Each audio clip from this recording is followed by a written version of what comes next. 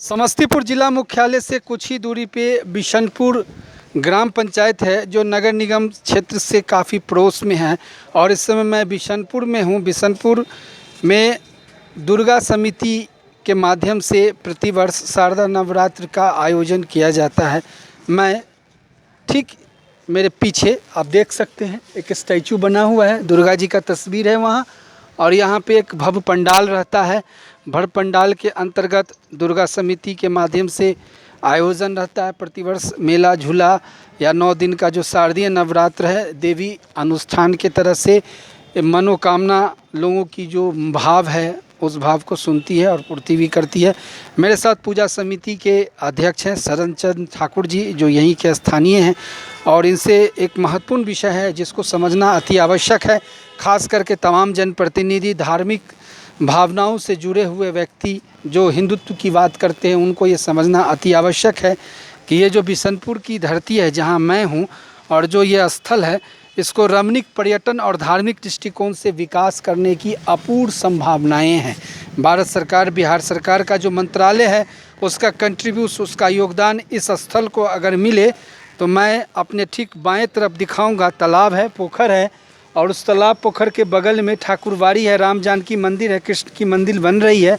तो ये पूरा जो परिसीमन है ये कई एकड़ ज़मीनों के बीच में स्थित है। और यहाँ कहीं ना कहीं अगर धार्मिक अनुष्ठान से विकास किया जाए, डेवलपमेंट किया जाए, सरकार की योजना अगर आए उस फंड में, तो ये बहुत ही बेहतरीन, आकर्षक, लुभावक, शानदार, जानदार और धार्मिक दृष्टिकोण से बहुत ही ऐतिहासिक स्थल हो सकता है।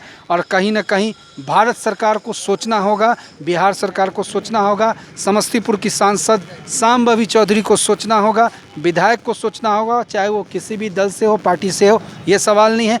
लेकिन धर्मनिष्ठा, धार्मिक अनुष्ठान की प्रगति और विकास के लिए, सत्ता संस्कृति के विकास के लिए इस स्थल का विकास होना अति आवश्यक है। सर जी, हमने एक छोटा सा परिचय दिया था, अब आपसे ये जानना चाहेंगे कि 2020 से आप समिति के अध्यक्ष हैं। बारिश की बूंदें भी गिर रही है, यानी हम लोगों का स्वागत कर रही है, हम लोगों की आवाज़ इंद्रदेव तक पहुंच रहा है। ये साबित हो रहा है, ये अनुभूति है। सबसे पहला मेरा आपसे सवाल ये है कि 2020 से आप यहाँ के समिति के अध्यक्ष हैं और मुख्य रूप से आपके यहाँ क्या आयोजन होता है दुर्गा समिति के माध्यम से? दुर्गा समिति के माध्यम से शारदीय नवरात्र यहाँ 9 दिन का लगाया जाता है, अनुष्ठान होता है। उसमें बहुत सुसज्जित ढंग से पूजा की जाती है। माँ के प्रति लोगों का आस्था और विश्वास है। और यहाँ जो मन्नत लेके मांग के आते हैं वो पूरा होता है। पड़ोस में राम मंदिर का जो स्थिति है ठाकुरबाड़ी का, वो जर्जर स्थिति है। और कहीं ना कहीं इसमें जो स्थानीय लोग हैं, सामाजिक हो, राजनीतिक हो, धार्मिक हो, जनप्रतिनिधि हो, उन सभी लोगों को एक मंच पे आके कंट्रीब्यूशन करने की भूमिका होनी चाहिए, योगदान देने वाली भूमिका होनी चाहिए। 150 वर्ष पुराना यहाँ राम जानकी मंदिर है, वो बहुत जर्जर स्थिति में हो चुका है और नए सिरे से पीछे उसका निर्माण हुआ रहा है। राम जानकी मंदिर, राधा कृष्ण मंदिर। यहाँ के सांसद शांभवी चौधरी जी पहले जो चुनाव से पहले आए हुए थे, उनको वो दिखलाए थे हम लोग। उसके बाद चुनाव के बाद ही उनको सम्मानित किया गया था, तो उनको भी दिखलाए तो बोले क्या इस पर ध्यान आकर्षित किया जाएगा, जहाँ तक जो योगदान होगा पूरा किया जाएगा। हाँ जी। तो ऐसा लगता है कि आने वाले समय में उसके माध्यम से, उन सांसद महोदया के माध्यम से कंट्रीब्यूशन मिल जाए तो ये रमणीक जगह बन सकता है। पर्यटन दृष्टिकोण से बहुत ही रमणीय स्थल बन सकता है, बहुत ही दर्शनीय स्थल बन सकता है अगर उनका ध्यान आकर्षित हो तो। और नहीं तो भारत सरकार का ध्यान आकर्षित हो तो ये मांग आपकी है? जी बिल्कुल जायज है। सत्ता संस्कृति मंत्रालय जो है बिहार सरकार और भारत सरकार का, पर्यटन मंत्रालय जो है बिहार और भारत सरकार का, इस स्थल का चयन करके और इसको उस दृष्टिकोण से डेवलप किया जा सकता है, विकसित किया जा सकता है। विकसित ये मैं कहने जा रहा हूं, ये मेरा मांग है, विकसित किया जा सकता है। तो आने वाले समय में अगर इस तरह का हो तो ये जगह काफी लुभावक, आकर्षक हो सकता है, बहुत ही रमणीय स्थल हो सकता है, जिला में नंबर 1 स्थल हो सकता है। जैसा चाहेंगे वैसा बना सकते हैं।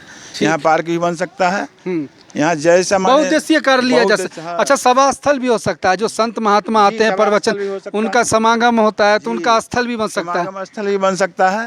हाँ, जिस तरह की संभावना है, इस तरह की संभावना है, जैसा चाहेंगे वैसा बन सकता है, लेकिन ध्यान आकर्षित होने के बाद। पंडाल से जुड़े हुए हैं, अब इनसे जानते हैं कि पिछली बार भी आप पंडाल निर्माता थे, इस बार भी आप पंडाल निर्माता हैं, तो क्या यहाँ पे कितना स्क्वायर फीट में आप पंडाल बनाते हैं और आकर्षक क्या रहता है लोगों को अपने तरफ खींचने के लिए? मुख्य रूप से आप क्या आयोजन करते हैं, क्या उसमें डालते हैं ताकि लोग खींच के आ जाते हैं, शहर बाजार के लोग आपके तरफ आ जाते हैं। इस बार तो हम 3000 स्क्वायर फीट में लगभग पंडाल का आयोजन किए हैं। हर बार लाइटिंग का यहाँ ज़्यादा विशेष स्तर से काम होता है, डेकोरेशन का काम होता है, जो जिला में समस्तीपुर के लोगों को यहाँ आने का लाभुक बन जाता है और इतना बेहतरीन लगता है जिसका सौंदर्य देखने का वो रात तो का आके नज़ारा देखेंगे तो रहता है। समझ में आएगा। जरूर जरूर आपका स्वागत इस न्यूज़ में आके आप एक बार फिर देख सकते हैं। तो इस बार क्या आकर्षक है? इस बार यानी दक्षिणेश्वर काली घाट का सीन भी बनेगा एक मैसेज है, जी। एक संदेश भी आप देते हैं जी, पंडाल जी, के माध्यम जी से। जी दक्षिणेश्वर काली घाट का सीन जो लाइटिंग द्वारा, बोर्ड द्वारा और प्रेम मंदिर का जो जिसका हाइट 55 फीट और एक का हाइट 75 फीट तक हम लोग का आकर्षित होता है, देखने का सीन रहता है इसमें। तो ये इस बार बेहतरीन काम होने जा रहा है। जी, इस बार फूल का ज़्यादा विशेष तौर पे फूल का काम ज़्यादा किया जाएगा। चलिए, ये विश्वकर्मा है, आधुनिक विश्वकर्मा कहा जा सकता है, मूर्तिकार हैं और देवी की मूर्ति का जो शक्ल होता है, लंबाई चौड़ाई ऊंचाई सब इनके हाथों के माध्यम से दिया जाता है।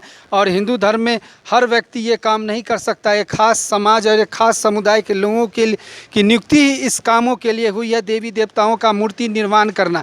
इसलिए इनको पंडित सरनेम के नाम से संबोधित किया जाता है और आधुनिक विश्वकर्मा से हम लोग संबोधित करते हैं। किशोरावस्था युवावस्था के लड़के हैं। क्या नाम हुआ आपका बाबू? मेरा नाम जितेंद्र कुमार हुआ। अच्छा, क्या कर रहे थे अभी आप? अभी मूर्ति चिकना रहे थे। अच्छा, माता रानी को चिकना रहे थे तो जिससे फ्रेश हो सकते हैं। समझ गए। पिछली बार भी आप ही लोग, हाँ बनाए थे। इस बार भी आप ही लोग, हाँ, हम भी। और आने वाले समय में भी आप ही लोग। मेन इनका थी चचा तो मेरा चाचा जी बनाते हैं, मनोज पंडित उनका नाम हुआ।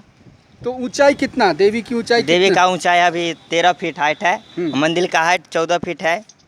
और जो सौंदर्यीकरण होता है, जैसे माता रानी को सजाना है, हाँ। तो ये सजावट कौन करते हैं? आप ही लोग करते हैं? हाँ, क्या? हम ही लोग बिंदी करते हैं, लगाना, साड़ी बिंदी वगैरह? लगाना, हाँ। तो ये सभी सब लोग। आप करके देते हैं, हाँ, सभी काम करते माता हैं। रानी आकर्षक दिखे, तभी आशीर्वाद मिलेगा ना। हाँ, आशीर्वाद बेहतरीन से मिलेगा। बेहतरीन बेहतरीन से बेहतरीन ट्रेन सजाते लाने की हैं, हाँ। पूरी कोशिश रहती है। चलिए, धन्यवाद।